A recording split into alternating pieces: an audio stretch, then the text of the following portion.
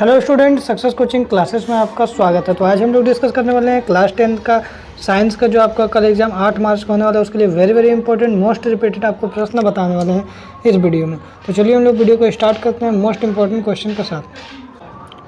सबसे पहला क्वेश्चन क्या है, नीला लिटमस पेपर किससे लाल होता है? तो याद रखिए ये क्वेश्चन हमारा 2023 में क्वेश्चन पूछा गया है। नीला लिटमस पत्र किससे लाल होता है? तो हमारा ऑप्शन नंबर ए हो जाएगा, अम्ल हो जाएगा। ठीक है, नीला लिटमस पत्र में अगर अम्ल डालिएगा तो नीला क्या हो जाएगा, आपका लाल हो जाएगा। आगे देखते हैं क्वेश्चन क्या बोल रहा है, निम्नलिखित में से कौन सा क्षार है? तो ये क्वेश्चन हमारा 2023 में पूछा है, तो इसका राइट आंसर हो जाएगा आपका सोडियम हाइड्रोक्साइड NaOH हो जाएगा। आगे देखते हैं तीसरा सवाल क्या बोल रहा है, जिप्सम का रासायनिक सूत्र क्या होगा? याद रखिएगा जिप्सम का रासायनिक सूत्र क्या होता है, CaSO4 2H2 होता है। ठीक है, अगर प्लास्टर ऑफ पेरिस का पूछेगा तो क्या होगा, CaSO4 ½ H2 हो जाएगा। आगे यदि हम लोग देखते हैं, ये क्वेश्चन हमारा 2023 में पूछा गया था। आगे देखिए पूछ रहा है कौन सा पदार्थ लाल लिटमस पत्र को नीला कर देता है? तो लाल को नीला कौन करेगा? तो याद रखिएगा क्षार करेगा। ठीक है, क्षार करेगा। 2022 में पूछा गया। एक क्वेश्चन और पूछता है कि नीला को लाल कौन करता है? पूछ सकता है कौन सा पदार्थ नीला लिटमस पत्र को लाल करेगा? तो नीला को लाल कौन करेगा? अम्ल करेगा। ठीक है, लेकिन यहाँ क्या बोला, लाल को नीला कौन करेगा? तो हमारा क्षार करेगा। आगे देखते हैं क्वेश्चन क्या बोला, निम्नलिखित में से कौन सा दुर्बल अम्ल है? दुर्बल अम्ल की ये क्वेश्चन हमारा 2022 में क्वेश्चन पूछा गया, तो इसका राइट आंसर हो जाएगा CH3COOH हो जाएगा। आगे देखते हैं नेक्स्ट सवाल क्या बोल रहा है, अम्ल के जल विलयन में क्या उत्पन्न होता है? तो याद रखिए ये क्वेश्चन हमारा 2022 में पूछा है। तो अम्ल के जल विलयन में H+ आयन होता है। क्षारक के जल विलयन में क्या होता है, OH- आयन होता है। ठीक है, क्षार बोलेगा तो OH- आयन, अम्ल बोलेगा तो H+ आयन हो जाएगा। दही में कौन सा अम्ल पाया जाता है? तो इसका पूरा सेट याद कर लीजिएगा, इंपॉर्टेंट एग्जाम के लिए 2022 में पूछा गया था। तो दही में कौन सा अम्ल पाया जाता है? तो याद रखिएगा हमारा राइट आंसर हो जाएगा लैक्टिक अम्ल हो जाएगा। ठीक है, चींटी में कौन सा अम्ल पाया जाता है? तो याद रखिएगा फॉर्मिक अम्ल पाया जाता है। और इमली में हमारा कौन सा पाया जाता है? तो टार्ट्रिक अम्ल पाया जाता है। नींबू या संतरा में कौन सा पाया जाता है? साइट्रिक अम्ल पाया जाता है। आगे देखिए अम्ल विलयन का pH मान कितना होता है? तो याद रखिएगा अम्ल का pH मान 7 से कम होता है। क्षार का pH मान क्या होता है? 7 से ज़्यादा होता है। उदासीन का pH मान क्या होता है? 7 होता है। कौन अधिक क्षारीय होगा? तो याद रखिएगा pH मान जितना ज़्यादा होगा उतना ज़्यादा क्षारीय होगा, तो pH मान 14 हो जाएगा। देखिए सब क्वेश्चन कब कब पूछा है सबको यहाँ पर दिया हुआ है। व्यंजक चूर्ण का रासायनिक सूत्र क्या होता है? ये क्वेश्चन 2022 में क्वेश्चन पूछा था, CaOCl2 हो जाएगा। आगे देखते हैं नेक्स्ट क्वेश्चन बोल रहा है टार्ट्रिक अम्ल का प्राकृतिक स्रोत क्या हो जाएगा? तो अंगूर या केला हो जाएगा। 2020 में पूछा था। 2019 में क्या पूछा? उदासीन विलयन का pH मान 7 होता है।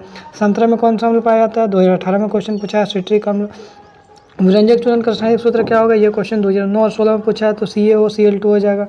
किसी उदासीन विलयन का pH मान कितना होता है? ये क्वेश्चन 2015 में पूछा है, तो याद रखिए उदासीन विलयन का pH मान 7 होता है।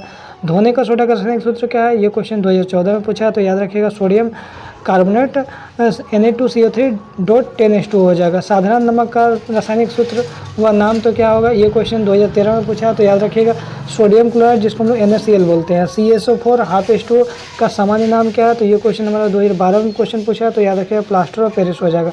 आगे देखिए CaOCl2 यौगिक का प्रचलित नाम क्या होता है? तो याद रखिए व्यंजक चूर्ण। ये क्वेश्चन हमारा 2010 और 11 में हमारा क्वेश्चन पूछा गया है। आगे देखते हैं संतरा में कौन सा अम्ल उपस्थित होता है? तो ये क्वेश्चन हमारा 2010 में पूछा है, तो साइट्रिक अम्ल हो जाएगा। धावन सोडा में कौन सा जलीय विलयन अम्ल होता है या क्षारीय होता है? ये क्वेश्चन 2009 में पूछा है, तो याद रखिएगा धावन सोडा में जल विलयन क्या होता है? क्षारीय होता है।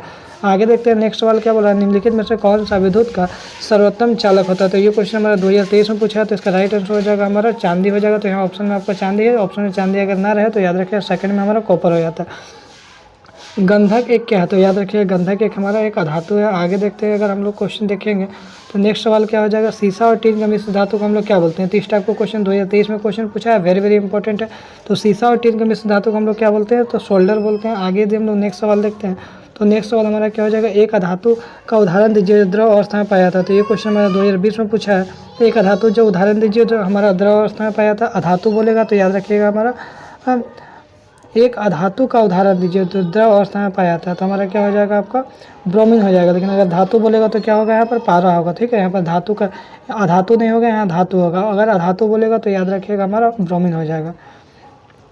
लेड और टीन का मिश्र धातु का नाम बताइए। तो ये क्वेश्चन हमारा 2019 में क्वेश्चन पूछा गया था, तो याद रखिएगा सोल्डर हो जाएगा। आगे देखते हैं एक धातु का उदाहरण दीजिए द्रव अवस्था में पाया जाता है। तो इसका राइट आंसर क्या हो जाएगा, हमारा ब्रोमीन हो जाएगा। ठीक है, यहाँ पर हमारा क्या हो जाएगा, धातु ना होकर यहाँ पर अधातु होगा। अधातु का उदाहरण दीजिए, द्रव अवस्था में पाया जाता है, तो हमारा क्या हो जाएगा, ब्रोमीन हो जाएगा। ठीक है, सौर पैनल बनाने के लिए किस धातु का उपयोग करते हैं, ये क्वेश्चन हमारा पूछा गया था 2018 में, तो सिलिकॉन और जर्मेनियम। तांबा और जस्ते की मिश्र धातु को क्या बोलते हैं, 2017 में क्वेश्चन पूछा है, पीतल बोलते हैं। इनमें से कौन सी अधातु उपस्थित रहती है, 2016 में पूछा है, कार्बन। तांबा और टिन की मिश्र धातु का क्या नाम है, तो याद रखिए कांसा है जो तांबा और टिन की मिश्र धातु। ये क्वेश्चन 2015 में क्वेश्चन पूछा। एक ऐसा अधातु का नाम बताइए जो गैस अवस्था में पाया जाता है, तो याद रखिएगा NaCl हो जाएगा। एक्वा रेजिया क्या है, तो सांद्र हाइड्रोक्लोरिक अम्ल एवं सांद्र नाइट्रिक अम्ल 3:1 में मिलाया जाता है, तो उसको हम लोग एक्वा रेजिया बोलते हैं। सोल्डर नामक मिश्र धातु में कौन सा अवयव होता है, तो याद रखिएगा सोल्डर नामक मिश्र धातु में 2 अवयव होता है, सीसा और टिन। ये क्वेश्चन 2011 में क्वेश्चन पूछा गया।